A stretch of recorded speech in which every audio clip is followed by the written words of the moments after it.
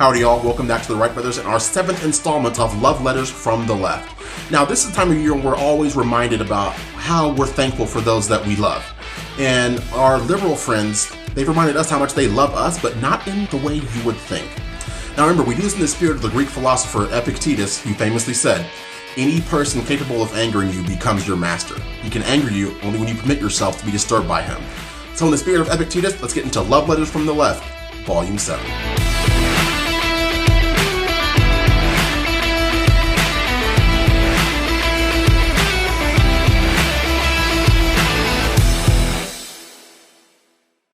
Welcome back, y'all. Let's get right down to it. My first love letter came from the wonderful world of Twitter, where I hang out a lot, and some of you may have seen a few weeks back where I posted about a race-exclusive yearbook at our alma mater, Texas A&M University. I did not cotton to it very well, and some people didn't cotton to my opinion very well. In fact, one person, when I established the fact that I didn't care about anyone's race, including that of my wife, who is not a black woman, she came back with this. What I'm fixated on is your choice to only see maroon instead of aligning yourself as a black man and alum with students who look like you, who clearly need solace. However, I'm not in business in shifting the Eurocentric structures that inundate your paradigm. Good night. That was quite the word salad, and all I have to say to that is that in Aggieland, we bleed maroon, and in the United States, we bleed red, white, and blue. What do you got, Damani? The only colors that matter. Moving right along, this comment comes to us from the wonderful world of Instagram direct messages. This individual, who I do not know, leads with the following. Are you f***ing retarded? How do you support a man that's so clearly and openly racist? Every black man and woman who marched for your civil rights that are dead are turning over in their grave. You f***ing sellout MF. Yeah, so what I kind of really want to just say back to that is those people from the past who fought for those civil rights, they fought for the right to choose, not the right to be told what to do by either the liberal mob or the social media powers that be. So that's all I have to say to this individual. Throwing it back to you. I like how he clarified that they were dead and in their graves. It was redundant, but we got the picture very well. Otherwise, I would have missed it. Yeah. Yeah. No confusion or ambiguity there. Moving right along. Our next one also comes from the wonderful world of Twitter, and this gentleman, there's a little bit of a backstory behind it. He asked me to explain how supporting racist rich white men is good for you, LMAO. What he failed to mention is that everyone who's still alive for the DNC nomination on his side of the aisle happens to be rich and white as well. So I'm not sure exactly how that squared up. I actually offered to meet with this gentleman, seeing as we're close. He appeared to be in Austin based on his Twitter location, and I'm here in San Antonio. I offered to even pay for his meal, and we could sit down and break bread together and discuss politics. And for my troubles, he blocked me. So I guess that's not going to happen. Next. Oh gosh. All right. So this individual, this is from YouTube actually. This individual says, the big black guy is, unsurprisingly, ignorant. Yes, you heard that correctly. And oversimplifies everything.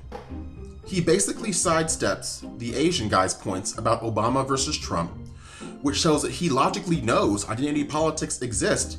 He would rather just ignore it because he's willfully ignorant. The main takeaway, I don't understand why the common denominator is horrible grammar, but that aside, he's talking about this video I was blessed to be a part of with Jubilee Media a few months back. Talking about identity politics, which is what our channel was founded to combat.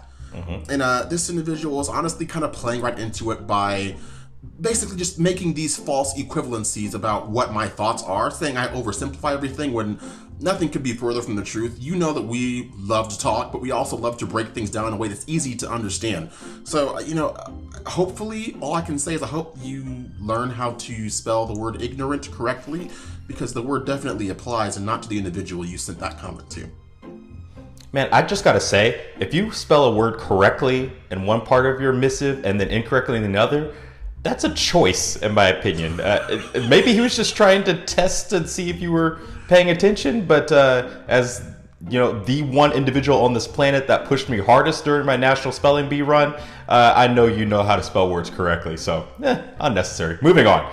This next gentleman, also on the world of Twitter, he was a little bit more pithy with his critiques of me. He simply said this: if you're black and support Trump, you can no longer celebrate Black History Month. Oh, what a shame. I'm sorry for your loss. I don't know what I'm going to do at this. I didn't realize this was part of the package of supporting Trump meant I couldn't celebrate this month anymore. Guess I have to come up with another holiday. I don't know. You are no longer allowed to come to the cookout. That's probably what he would say. Darn! Really? All right, another one from the world of Twitter. This one's directed towards myself. And this individual, let's just get into it. You know, we're not going to give you too much backstory on this one because it speaks for itself. This comment reads as follows. Hey, Uncle Tom. You did hear him, talking about Trump, refer to the woman as the least of us, right? And he's talking about the Super Bowl advertisement that Trump took out, talking about him granting clemency to Alice Marie Johnson. Fantastic moment, fantastic ad, but I digress. This individual continues and says, what do you think he meant by that? Tarantino should have casted you instead of at Samuel L. Jackson for Django Unchained, because you are one of the biggest and dumbest Uncle Toms I've ever seen. You know, well, if you'd actually read Harriet Beecher Stowe's book, Uncle Tom's Cabin, you would realize you just paid me quite the compliment, because Uncle Tom was an individual, fictitious individual, who actually was a martyr trying to help free his fellow man, which is all that myself and my older brother Trey are trying to do. So thank you for the unwitting compliment. Try harder next time. Throwing it to you. Hey, congratulations on the compliment. Hey, nice going. Keep it up. Speaking of congratulations, we get comments all the time. We talk about all the time how we actually have to dig a little bit for this hate mail. Most of the messages we get are super supportive. One of those came on our Walk Away YouTube episode way back in episode 3. We still have people who go back and watch that. Thank you so much for all your support. And this person is a new subscriber. It's Carolyn Weber. Wanted to give her a shout out. She says, new subscriber here. Great to hear this video and others that you have posted. Keep up the good fight for freedom of speech, truth, and the founders' intentions for our American way of life.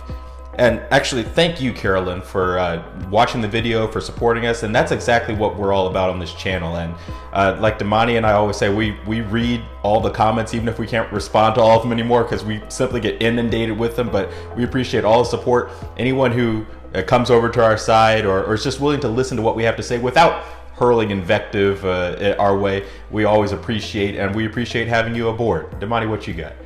Absolutely. I couldn't have said it better myself if I tried.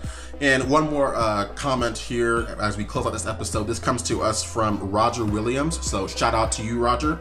Roger says, first, totally agree with your video. And this was the video that Trey actually did, talking about fake news on the left and the right. Mm-hmm. He said, second, love it that you actually reply to some comments on your video. Most do not take the time, I doubt even pay much attention to the comments. So piggybacking off what my brother already said, yes, we do our very best to engage with y'all, because y'all are really what makes this engine run. We're just, the two conductors steering it around, but y'all are the ones who give us the fuel and the wherewithal to keep going. So people like Roger and everyone else out there who's watching, who's subscribed, who shared our videos, we can't say thank you enough. We appreciate y'all. Y'all are our community, and we do this for y'all, and we will continue to do so for as long as God gives us the opportunity. But we always know that we are not the only ones who suffer from this Trump derangement syndrome manifestation. So share with us below in the comments what some of your more outlandish, hateful comments you've received from the left are.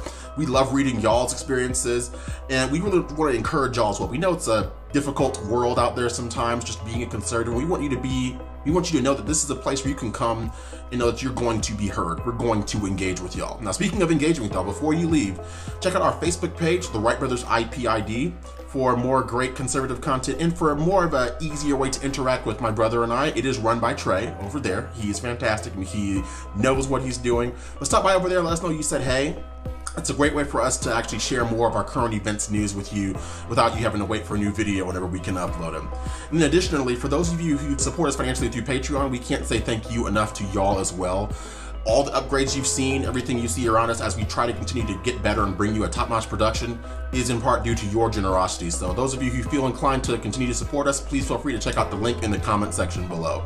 But the last thing we'll ask you to do is, if you like what you saw, please smash that like button. Subscribe if you haven't already, and just know that more content is on the way. This is episode 7 of Love Letters from the Left. There's going to be plenty more where that came from. But until next time, we will see you in the next one. Spread love, y'all. Take care. The first revolution is when you change your mind about how you look at things and see that there might be another way to look at it that you have not been shown. The revolution will not be televised, and be no rerun, brothers and sisters. The revolution will be live.